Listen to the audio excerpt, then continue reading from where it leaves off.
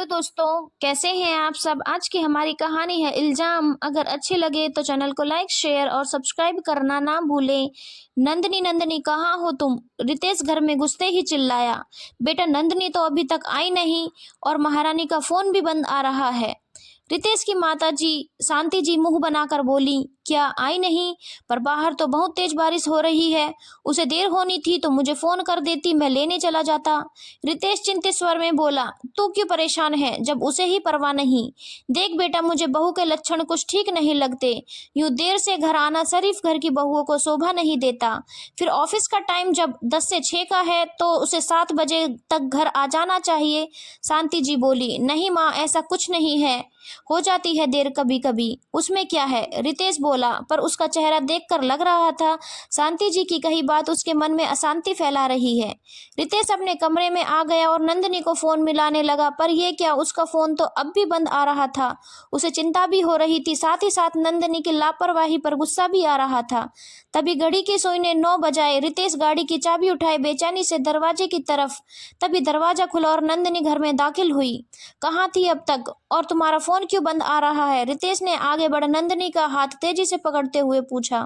रितेश, ये क्या है, तुम मुझे चोट पहुंचा रहे हो। नंदनी अपने हाथ की तरफ देखते हुए बोली तो रितेश ने उसका हाथ अपने छोड़ दिया, पर अपना सवाल दोहराया। ला सर, मेज खाई है क्या, घड़ी देख क्या बजा है, ये समय है घर आने का। नौकरी की इजाजत दे दी तो क्या सिर पर नाचोगी। रितेश के कुछ बोलने से पहले ही शांति जी बोली, माँ जी, मैं कोई अय्याशी करने नहीं गई थी, नौकरी पर गई थी, इसमें लाज शर्म की बात कहाँ से आ गई।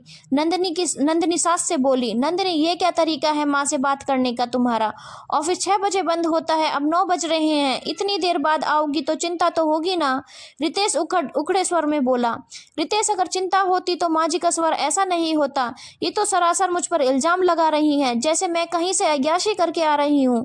जब तुम देर से घर आते हो तब तो माँ जी ऐसे नहीं बोलती, फिर मुझे क्यों। नंदनी बोली, वो मर्द है, तू औरत, औरतों को यूं देर से घर से बाहर रहना क्या सही है। शांति जी हाथ नचाकर बोली, इसमें बात मर्द औरत की कहाँ से आ गई, जब हम दोनों नौकरी जाते हैं। रितेश के पास गाड़ी है, मुझे ऑटो से धक्के खाने होते हैं, उस पर ये बारिश और जल भराव, ऐसे में ऑटो मिलना कितना मुश्किल होता है। नंदनी बोली, तो तुम मुझे भी फोन कर सकती थी ना, पर नहीं, उल्टा फोन बंद कर लिया। रितेश बोला, बंद किया नहीं, हो गया, क्योंकि बैटरी नहीं थी, चार्जर घर पे रह गया था और मुझे नहीं पता था बारिश हो जाएगी अचानक, वरना फोन बंद होने से पहले तुम्हें बता देती। मैं कैसे कैसे घर पहुंची हूँ बारिश में, ये मुझे ही पता है, पर बजाय मेरी फिक्र होने की तुम तो मुझ पर ही गुस्सा हो रहे हो। नंदनी गुस्से में बोली, तेवर तो देखो इसके, एक तो देर से आई है, ऊपर से गुस्सा दिखा रही है। अरे वो पति है, अगर पत्नी देर से घर आएगी तो सवाल जवाब तो करेगा ना, ये उसका हक है। शांति जी बोली, माँ जी, जब रितेश देर से आता है तब आपको चिंता होती है, पर यहाँ तक कि मुझे भी चिंता होती है, पर मैं देर से आई हूँ तो मुझ पर इल्जाम लगाया जा रहा है, मुझे कटघरे में खड़ा किया जा रहा है। क्यों, सिर्फ इसलिए कि मैं औरत हूँ। रितेश, तुम पति हो मेरे, तुम्हें मेरा साथ देना चाहिए, पर तुम ऐसा कर रहे हो मानो मैंने कोई गुनाह किया हो। नंदनी भरी आंखों से बोली। नंदनी को रोते देख रितेश को बुरा लगा। माफ करना नंदनी, मैं कोई इल्जाम नहीं लगा रहा तुम पर, मुझे भी तुम्हारी चिंता हो रही थी, बस इसलिए शायद थोड़ा सख्ती से बात कर गया। रितेश बोला। लो, बीवी के 4 आंसुओं में पिघल गया। शांति जी हाथ नचाकर बोली, माँ सही तो कह रही है नंदी, जब एक आदमी देर से आता है तब घर वाले उसकी फिक्र करते हैं, पर एक औरत के देर से आने पर उसे सवाल जवाब किए जाते हैं, इल्जाम लगाए जाते हैं। ये तो गलत है ना। जब पत्नी पति के बराबर है तो ये भेदभाव क्यों। जब पत्नी भी बाहर काम करने जाती है तो देर तो उसे भी हो सकती है ना। रितेश माँ से बोला। शांति जी ये सुनकर मुंह बनाकर अपने कमरे में चली गई। रितेश ने नंदनी से माफी मांगी तो नंदनी मुस्कुरा दी। उसे ये तसल्ली थी, भले सास उसे नहीं समझ रही थी, पर कम से कम पति तो समझ रहा है।